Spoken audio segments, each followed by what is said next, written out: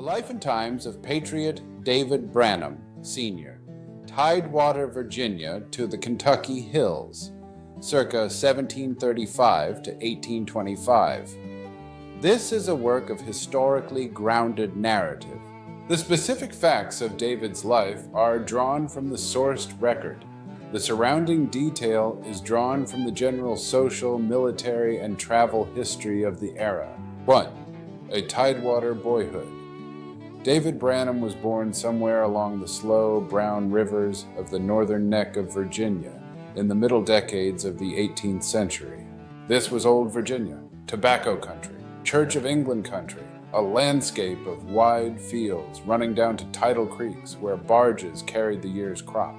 It was a world organized from the top down around a single plant. A boy of a middling farming family like David's would have known tobacco in every season, from pulling worms from broad green leaves in June to watching the cut stalks hang to cure in dim, smoky barns through the fall. Tobacco was the currency of the Northern Neck. Quitrents, tithes, and even salaries were reckoned in pounds of it. Land was wearing out, and families looked west. Farnham Parish, where the Branhams worshipped, was Church of England by law, and church attendance was not optional. It was the news hub of the colony. Sunday service was a civic gathering, the one place a scattered population saw its neighbors. Food on a farm like the Branhams ran on corn and pork. Sugar and tea were for the wealthy. A family of David's station wore mostly homespun linen and wool, with leather shoes reserved for Sunday. It was a dangerous world. The marshy Tidewater bred ague and typhoid. For a younger son, the future did not lie in the northern neck at all. It lay to the west. 2. The first road west.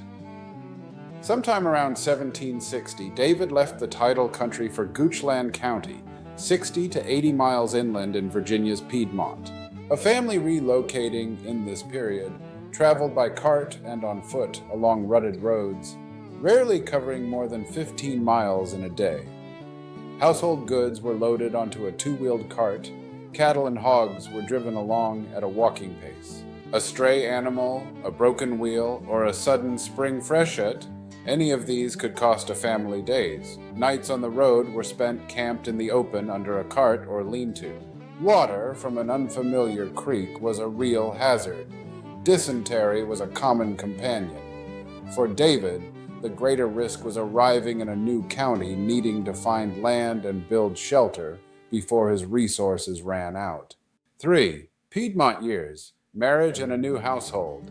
In Goochland, David married Frances Baskett, and their daughters Judith and Patty were born in the mid-1760s. A young farming household built first for shelter, a one-room log house with a stick-and-mud chimney, a dirt floor, and few windows. The work of felling trees and breaking soil was constant. The Piedmont of the 1760s was also a place of real religious ferment. The settled authority of the Church of England was being challenged by itinerant preachers. Plain-spoken revivals drew large crowds of ordinary farmers. Whether the Branhams were touched by this awakening is not recorded, but they were living through the early stirrings of a movement that would sweep their children's generation. 4. The second road west, Piedmont to the New River. By the 1770s, David and Frances undertook a far harder move, across the Blue Ridge itself into the raw New River country. This was not a trip that could be made casually. Where the first move followed established roads, this one led through a gap in the Blue Ridge, a slow, punishing climb for loaded wagons. Beyond the mountains, the country grew steadily emptier. Fewer farms, fewer mills, fewer places to resupply. A family needed to be largely self-sufficient for weeks. The New River country was a genuine edge of settlement, uncomfortably close to the range of Cherokee and Shawnee raiding parties. A careless camp or an unguarded night could have serious consequences. It was a harder and more consequential road than the one that had brought David from the northern neck, and it delivered him into the most dangerous and formative years of his life. 5. The edge of the frontier. Montgomery County. Montgomery County was frontier in the fullest sense, a scattering of isolated farmsteads strung along the New River, hemmed in by mountains. Clothing here was practical, hunting shirts of deerskin, worn over breeches or leggings. A man might carry a long rifle and a tomahawk because the woods demanded it. Diet shifted with the country. Corn remained the staple, now supplemented far more heavily by wild game, deer, bear, and wild turkey. There was no settled parish church out here. Court days were the one regular occasion when neighbors gathered. Above all, this was a militia frontier. In 1777, David swore his oath of allegiance. 6. A ranger's life on the New River. Tradition holds that between 1779 and 1783, David rode as a ranger tasked with protecting the Chiswell lead mines. The LED mines were strategic assets in the southern theater of the war. Musket balls supplied forces across Virginia. Without them, the war effort would have been starved of ammunition. A ranger company was small, riding a defined circuit. David would have scanned the ridge lines for signs, a broken branch, ash from a fire, or tracks crossing a game trail. Rations on patrol were parched corn and jerky. A ranger learned to sleep cold and lightly, since the value of the patrol depended on seeing trouble before it saw him. Much of a ranger's risk was not dramatic. Exposure to cold rain and mountain damp for days at a stretch. The extraordinary risk was a direct encounter with a raiding party. This kind of service had a psychological cost.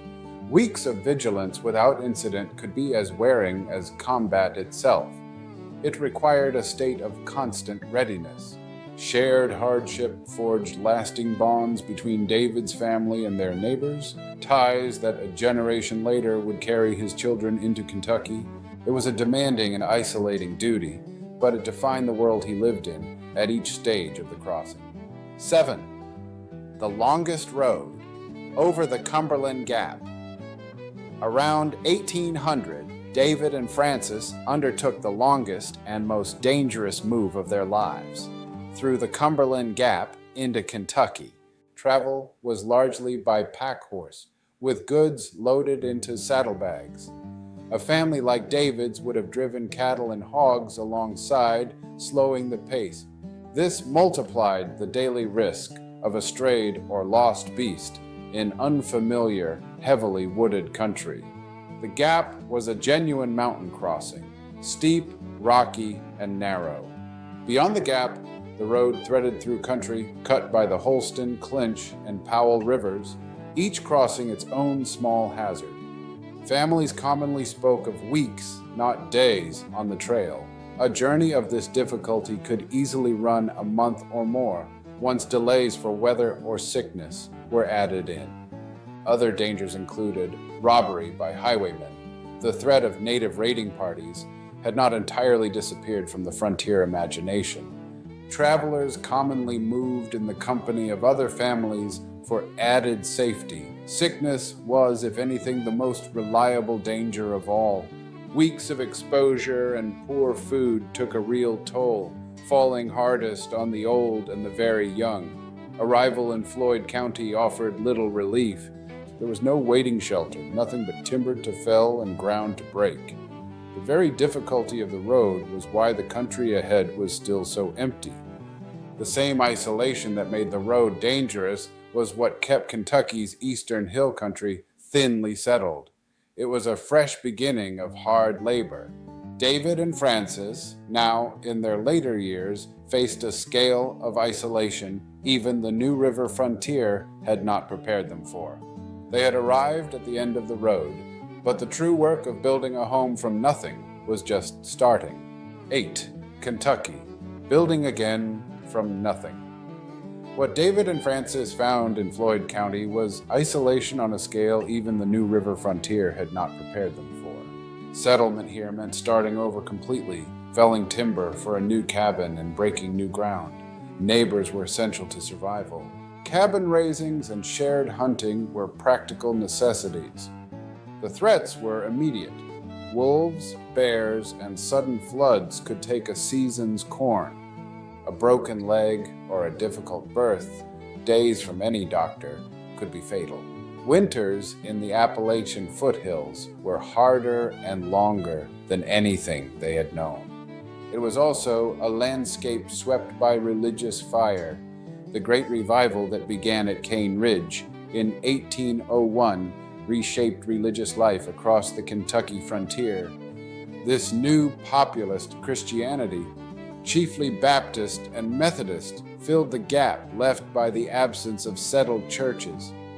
David's household was not without moral complexity. The 1809 record exempting his enslaved man, Daniel, stands as a reminder that slavery followed the family west. 9 last years on Mud Creek. David claimed 40 acres on Mud Creek in 1812, land he and Frances would call home for the rest of their lives. When he died on January 24, 1825, his son William moved swiftly to settle the estate. David was buried on his own land in the small family burying ground. Decades later, his remains were moved to Davidson Memorial Gardens in Ivell, a small final journey that closed a life spent almost entirely in motion. Epilogue. David Branham's life traced the westward arc of his generation. He was not a famous man, but he showed a quiet, stubborn kind of courage. Every one of us who carries his blood down through the Kinneys, Tacketts, and Holts owes something to that courage. I'm Barrett Holt, and thank you for listening.